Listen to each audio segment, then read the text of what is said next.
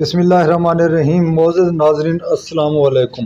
عرب ممالک میں آنے والے اکثر انبیاء کرام کا ذکر قرآن مجید میں آیا ہے اور قوموں کی تفصیل بھی بیان کی گئی ہے۔ ان میں سے ایک قوم سمود بھی گزری، جسے قوم سمود یا حضرت صالح علیہ السلام کی قوم کہا جاتا ہے۔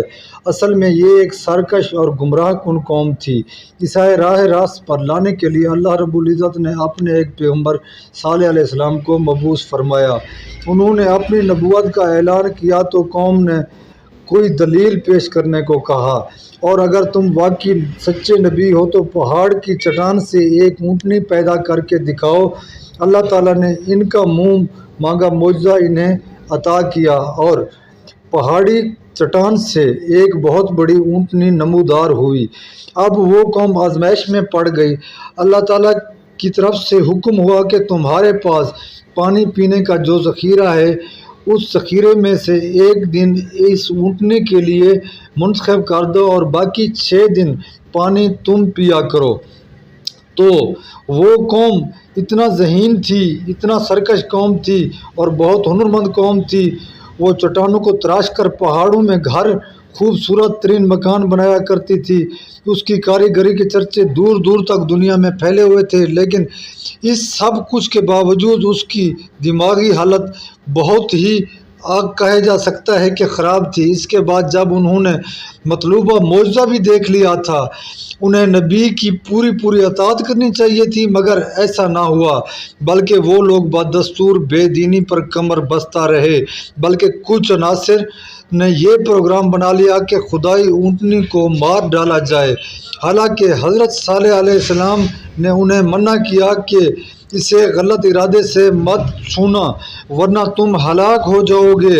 حضرت صالح علیہ السلام نے اپنی قوم سے فرمایا کہ تم نے اتنا حسد کیا کہ ایک اونٹنی کا پانی پینا بھی گوارا نہ کیا۔ اب اللہ کی طرف سے 3 روز بعد آپ پر عذاب آنے والا ہے۔ اگلے 3 دن بعد مالک کی طرف سے آگ آئے گی جس کی 3 نشانیاں ہیں۔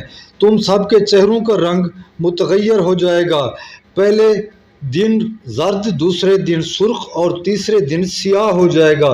اس کے بعد اللہ کا عذاب آئے گا۔ اگر اس دھمکی کی علامت چاہتے ہو، اگر اس کو وہ کرنا چاہتے ہو تو دیکھو، اونٹنی کا ایک بچہ پہاڑ کی طرف جا رہا ہے، اگر اس کو پکڑ سکو تو یہ عذاب سے تم بچ سکتے ہو، تم اس حالت میں ورنہ نہیں بچ سکتے۔ تو اس تدبیر کو ورنہ کوئی امید نہیں آپ کو بچانے کی۔ جب انہوں نے یہ سنا تو کتے کی طرح بھاگے، مگر کوئی شخص بچے تک پہنچ نہ سکا۔ پاک روح جسم کی نفرت سے خدا کی طرف بھاگتی ہے۔ یہ اونٹنی کا بچہ کس کی مثال ہے؟ یہ اس دل کی مثال ہے جس کو تم نے نقصان پہنچایا۔ اگر اس کا دل صاف ہو جائے تو عذاب چھٹ جائے گا، ورنہ نا امید اور حسرت زدہ رہ جاؤ گے۔ حضرت صالح کا حکم صحیح ثابت ہوا۔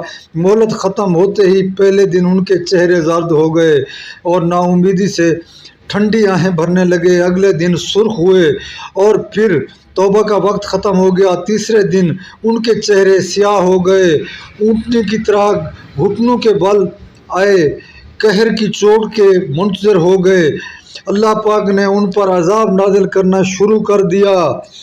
ہوا یوں کہ ایک بہت ہی زبردست خوفناک آواز آئی، خوفناک چنگھار ہوا، زبردست دھماکہ ہوا۔ اس شدید دلدوز آواز کے اثرات سے وہ موت کا شکار ہوتے چلے گئے۔ یوں آن وحد میں ساری سرکش قوم لقمہ اجل بن گئی۔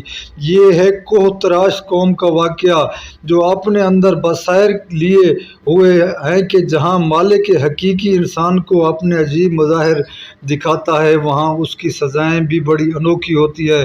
نامعلوم اس شدید چیخ میں یا سخت دھماکے جیسی آواز میں کیا تاثیر تھی کہ عین ممکن ہے کہ ان کے جگر پھٹ گئے ہوں یا حرکت قلب بند ہو گئی ہو۔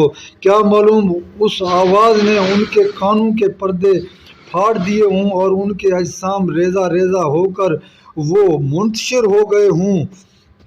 جی ناظرین، اس طرح یہ قوم برباد ہوتی چلی گئی اور بالآخر نیست و نابود ہو گئی۔ آپ کو ہماری یہ ویڈیو کیسی لگی؟ اگر اچھی لگی تو کمنٹ میں اپنی رائے کا اظہار کریں اور ویڈیو کو لائک ضرور کریں۔ اللہ حافظ۔